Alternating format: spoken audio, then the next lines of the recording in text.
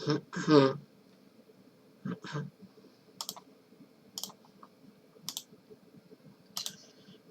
hello everyone. In your video, so we have reached part 8 of chapter 8, which is the chapter of Newton's second law for rotation. Now, I need to complete the explanation of this chapter and to introduce the moment of inertia of a system of particles or for a given system. And from now on, we will always refer to this table whenever we are solving exercises in order to refer to the moment of inertia of different bodies. So let me introduce section number 5, which is given moment of inertia of a system.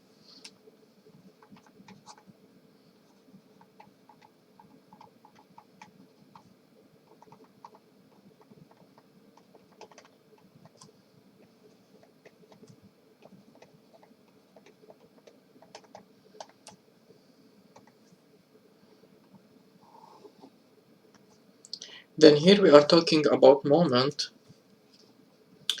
which is, so the word moment is related to rotation, and more specifically we are talking about the mass, and we are talking about the quantity I for a system. Now what is this system? We can consider any system.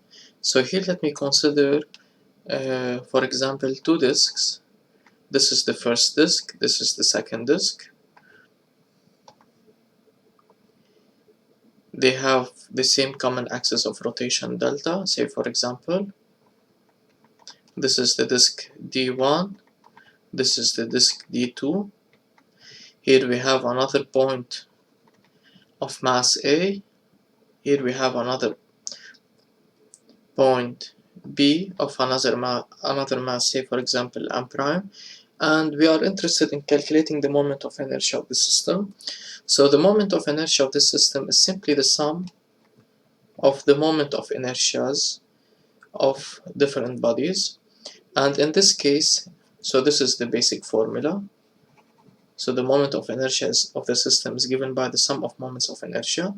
And in this specific case, if we are considering this example, then it will be the moment of inertia of A plus moment of inertia of B plus moment of inertia of D1 plus moment of inertia D2.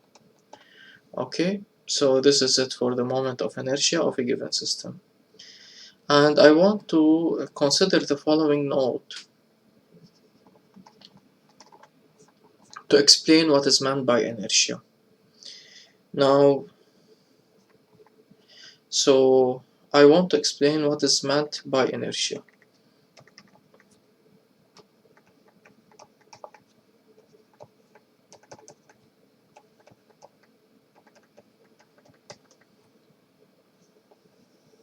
The word inertia means resistance,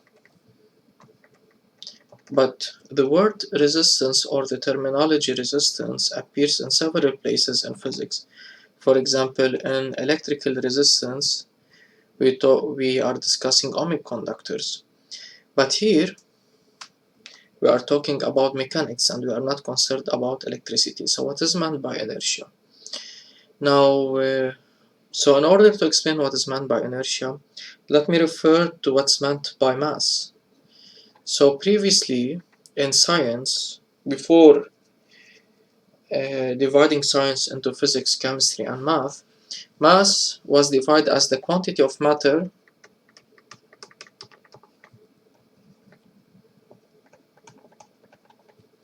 in an object. But whenever we are discussing dynamics and this branch of physics, which is mechanics, it is more convenient to define mass in another way and to consider Newton's second law, which is given by F is equal to m multiplied by A, which means that the mass is equal to F divided by A. So looking at this formula, we can say that the mass is the ratio F over A. So we can deduce that the definition of mass is given by, it is the resistance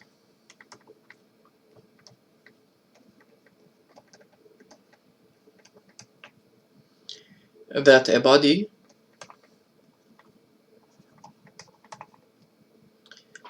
of matter offers to a change in speed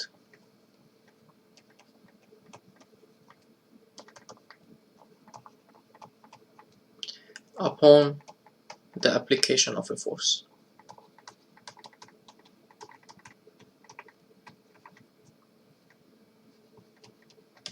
So once we apply for a given object, solid S, once we apply a certain force, there will be a change of speed, which is given by A. So the resistance of the amount of force over the change in speed, this is given by the mass, which is the resistance of the force itself. And this is what is known by inertia.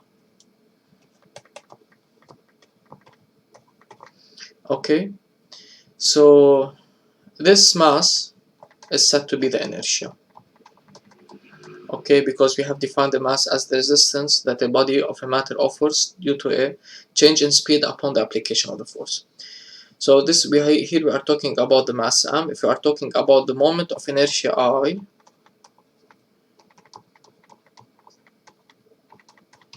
so what does this represent?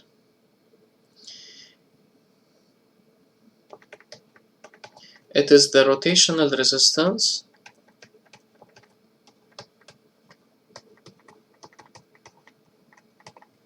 that a body. Why here I'm repeating the same definition? Because we have said that m and I are in perfect analogy. So this is in the case of translation and this is in the case of rotation. That a body of matter offers to a change in speed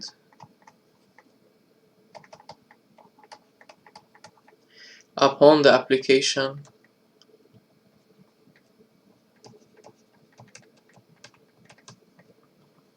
of a moment, and this is given by the moment of inertia. Okay, so everything in the case of translation I have replaced it with rotation and adding the term moment. Okay, so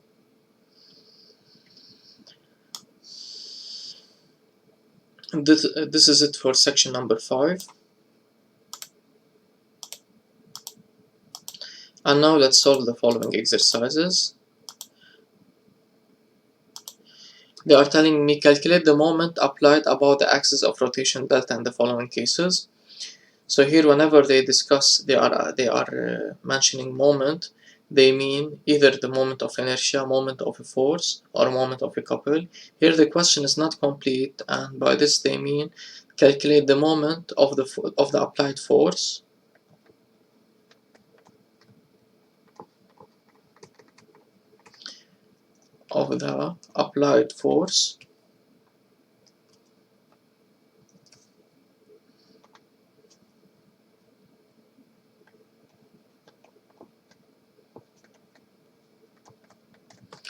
about the axis of rotation delta in each of the following cases. See, so here we are referring to, we need to use the formula that the moment around any force F around an axis delta is given by the tangential component multiplied by the distance in which D here represents the distance between the point of application of F and the axis of rotation. Okay, so I intended to give this exercise after this section just to recall that here in this case we use the terminology which is given by moment in several places. We have moment of a force, moment of inertia, and moment of a couple. So let's start by figure 1. So the moment of the force F around the axis delta is given by F tangential multiplied by D. D here in this case is given by the point of application of the force to the axis of rotation, which is given by 0.28 meters. Now, if this is the radial direction, this is the tangential direction. In all of the exercise, let me consider that this is the positive direction of rotation.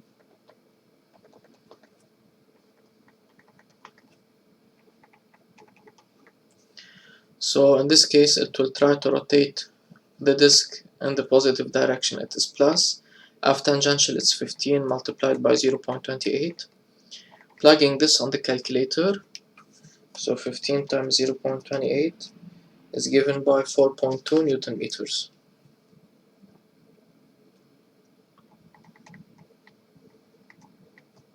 So the moment of the force F around the axis delta is given by 4.2 Newton meters. Now as for figure 2, now the moment is given by the force around the axis delta, F tangential multiplied by the distance d. Now d is the distance between the point of application of the force and the axis of rotation, which is given by 18 minus 6, 12 centimeters, which is equal to 0.12 meters. So F tangential, it will try to rotate the system in the negative direction, so it's minus 25 multiplied by 0.12, which is equal to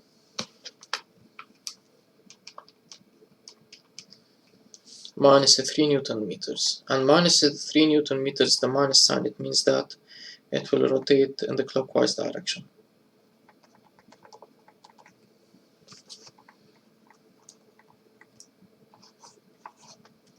Now as for figure 3,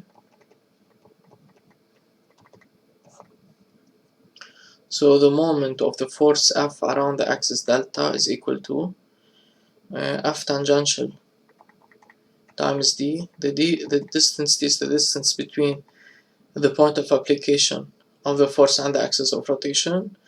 So here, what are the forces that are acting on the disk? So if we have the weight and we have so we will not consider the weight and the reaction at the disk because they are already passing through the center of rotation. We will only consider the force that will rotate the disk, which is along the tension like this, but this tension is equal to this tension, and in this case T prime is equal to the weight of the solid, which is equal to mass times G, which is equal to 40 newtons, because G is supposed to be equal to 10. So 4 times 10 is equal to 40 newtons.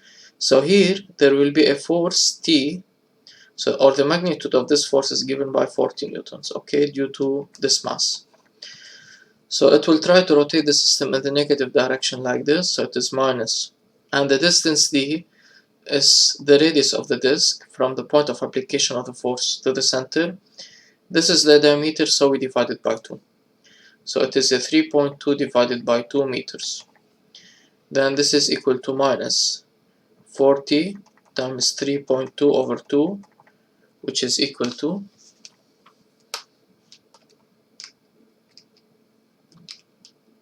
minus 64 newtons meter.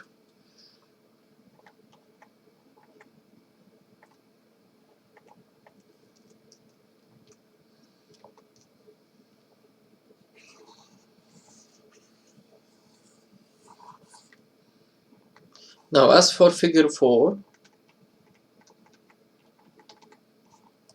the moment of the force F around delta, so it's given by F tangential times d. D in this case is the distance from the point of application of the force to the axis of rotation, which is 0.12 meters. Now F tangential, in this case, let me directly write it here. So it will try to rotate the system in the positive direction like this. Now if this is the radial direction, then this is the tangential, so we multiply F by cosine 30 multiplied by 0.12, which is equal to 16 cosine 30, I think it's given by radical 3 over 2, multiplied by 0.12, plugging this on the calculator.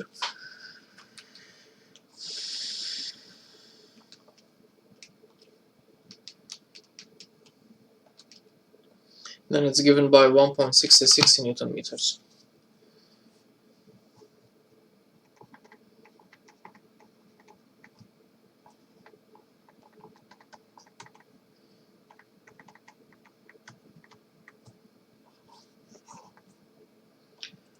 Now exercise number 11, they are telling me consider a homogeneous hoop of, okay, so they are discussing the hoop. Let me get back to this table, and we know that the moment of inertia of the hoop is given by, along its axis of rotation, is given by mr square.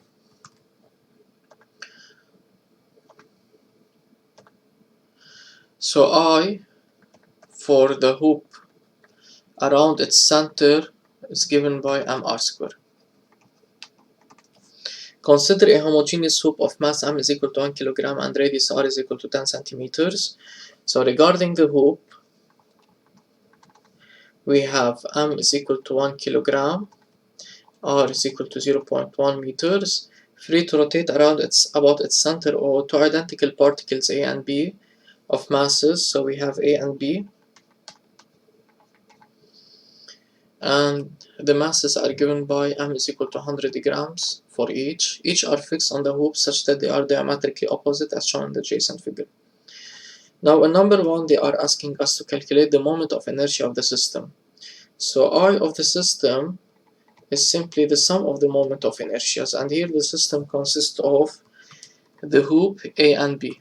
So I of the hoop plus I of A plus I of B. Now I of the hoop is given by mr square, noticing that the axis of rotation passing through the center. Now this is extremely important, later I will refer to. Here we are talking the moment of inertia of a point that is at a distance r from the center, and the moment of inertia of any particle is given by mr square. So plus mr square plus mr square. So here this is equal to 1 multiplied by 0.1 to the power 2 plus 0.1 times 0.1 to the power 2 plus 0.1 times 0.1 to the power 2. Now plugging this on the calculator.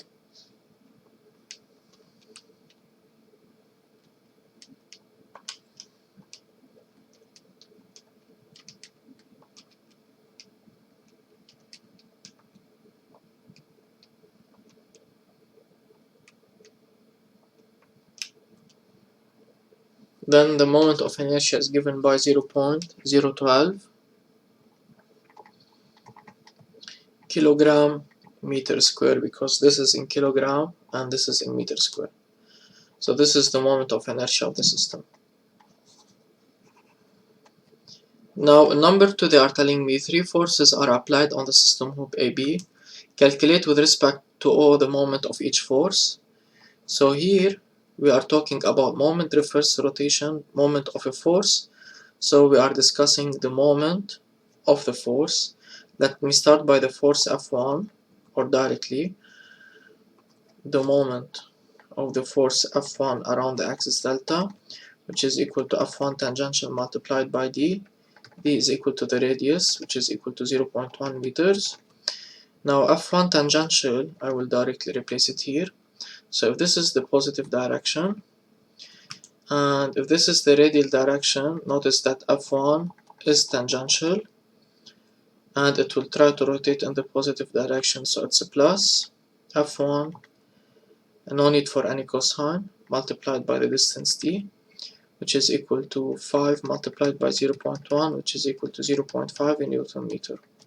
So the moment of the force F1 around the axis delta is equal to 0.5 in Newton meter.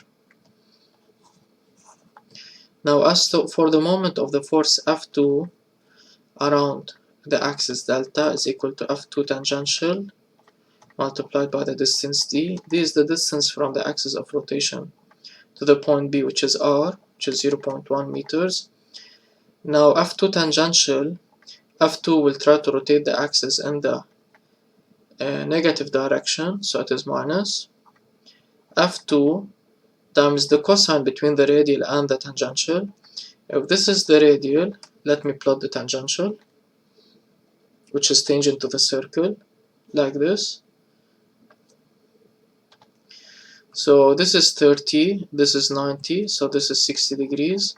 So it is cosine 60 multiplied by 0.1 minus 10 times half times 0.1, which is equal to minus 5 in Newton meter.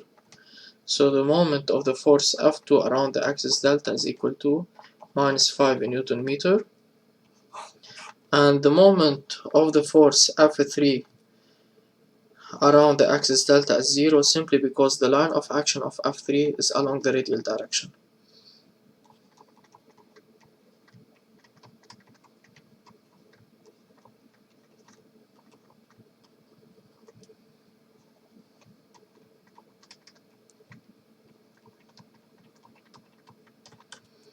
And finally, in part B, they are telling me verify that the system hoop AB is in rotational equilibrium. This is straightforward. We need to calculate the sum of moments. So the sum of moments is equal to the moment of the force F1 around delta plus the moment of the force F2 around delta plus the moment of the force F3 around delta, which is equal to 0.5. Here, this is given by minus 0.5, if you check it, Newton meter.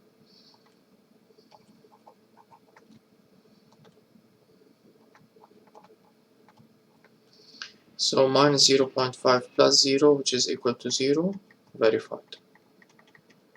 So you can say that since the sum of moments is equal to 0, then the hoop AB is in rotational equilibrium.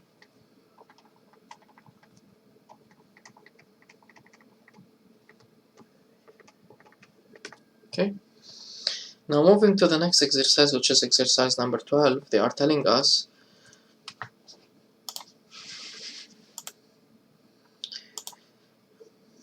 the figure shows a system of particles consisting of four masses. The system can be rotated about the z-axis passing through M1. So where is M1? M1 is 2.5 kilograms. So this is M1, and this is M2, this is M3, and this is M4. So here, this is the axis of rotation delta.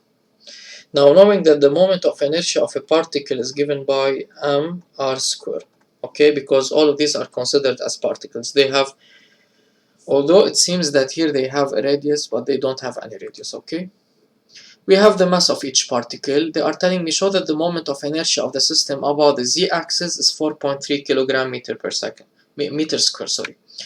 So if this is the x-axis and this is the y-axis, later on we'll discuss how to obtain the z-axis. The z-axis will be out of the screen or out of the page. So it is simply the axis passing through here. Later on we'll discuss how to determine the z-axis from x and y. So now this is the axis of rotation. So these 4 points that forms a square can rotate like this, or even like this around this axis of rotation. So you can imagine that the hinge is here, and this square can rotate in the plane containing the square either clockwise or anti-clockwise. So I of the system is simply I1 plus I2 plus I3 plus I4. Now notice that here in this case I1 is equal to 0. So why I1 is equal to 0? Because simply R is equal to 0. Recall that in this case R is the distance between the particle and the axis of rotation. Here the axis of rotation is passing through the particle, so we cannot define the moment of inertia. So this mass cannot rotate around the axis of rotation. Let me here write the reason that M1 cannot rotate around delta. So although this square, all of it will rotate around delta, but M1 will not rotate, okay? So, and recall that it is not a disk because it doesn't have any dimension. So simply in this case, I of the system is equal to I2 plus I3 plus I4, which is equal to M2 R1 R2 square plus M3 R3 square plus M4 R4 square. Okay, now we know the value of M2. We know the value of M3, we know the value of M4. It's left to specify R2, R3, and R4. Now R2 is the distance between M2 and the axis of rotation. If this is M2, so in this case R2 is equal to 0.5 meters, which is the distance from M2 to the axis of rotation. Now R3 is the distance between M3 and the axis of rotation, which is this distance. And this distance can be calculated using Pythagorean theorem. Now if this is also 0.5 meters and we connect this,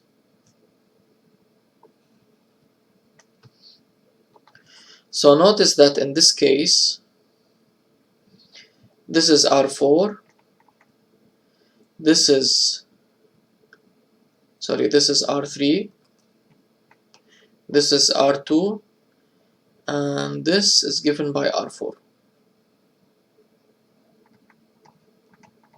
which is the distance between M4 and the axis of rotation, which is this. Notice that in this case R3 square, because this is the 90 degrees and this is R2, is equal to R2 square plus R4 square, and we are interested in determining the value of R3, which is this.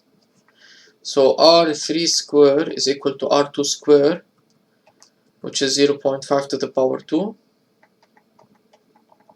plus R4, which is 0.7 to the power 2. Now plugging this on the calculator,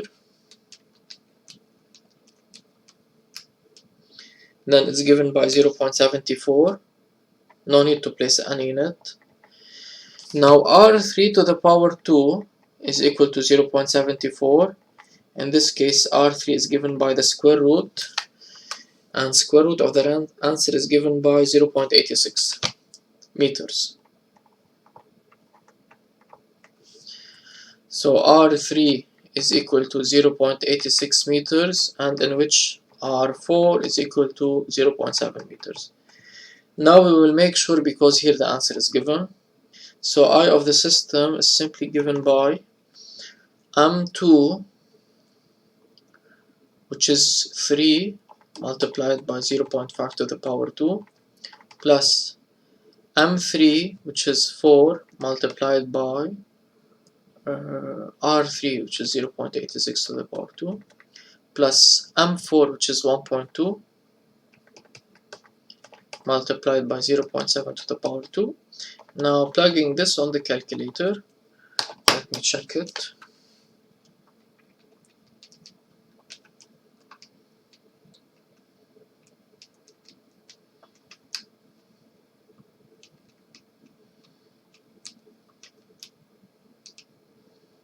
And indeed it's given by 4.26, which is 4.3 kilogram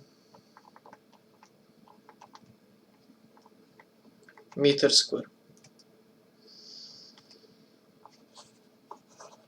Okay. Now moving to the last exercise, which is exercise number 13. So they are telling us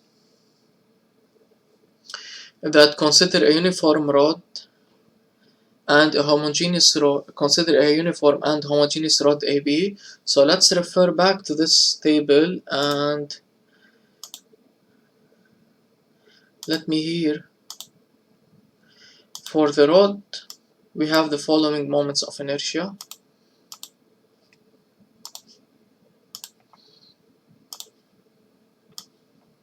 Okay. Now here, okay.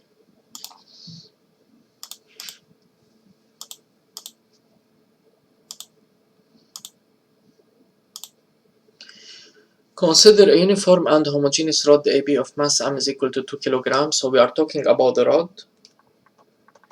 The mass is given by 2 kilograms. And the length L is equal to 1.2 meters.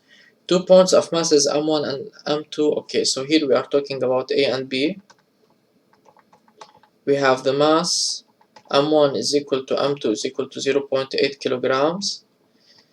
Okay, the system AB, so the system is formed of the rod of the masses M1 and M2. The masses M1 and M2 are fixed here. This is M2.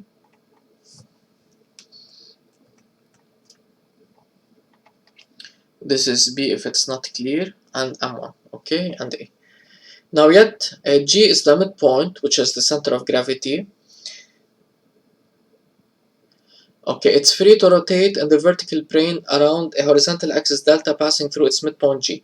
So also the center of gravity coincides with the midpoint G and perpendicular to AB. So the rod may rotate either like this or like this. Let me take that this is the positive direction of rotation, and here let me refer to the moment of inertia of the rod that we are interested in. We are interested in this one, which is passing through the center, which is the center of mass, so the moment of inertia will be 1 over 12 ml square. Then the moment of inertia of the rod is given by 1 over 12 ml square, and for the particle is given by mr square, and r is the distance from the particle to the axis of rotation.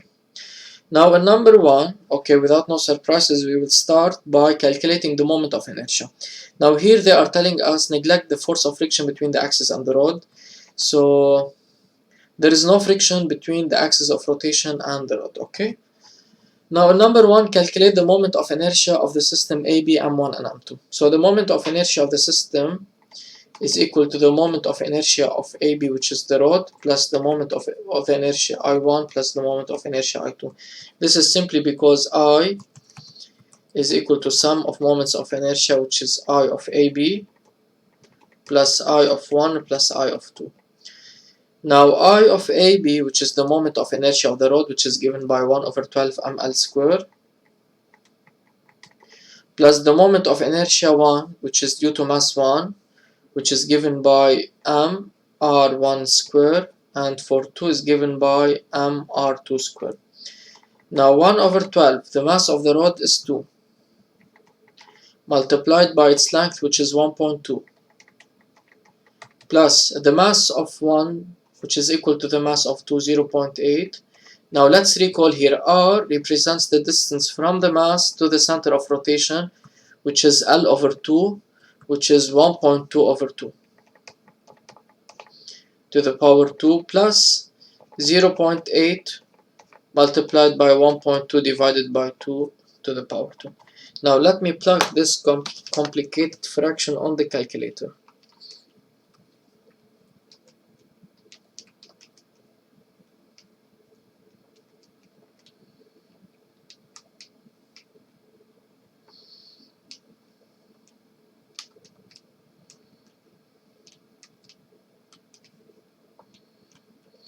And it's given by 0.816 kilogram meter square.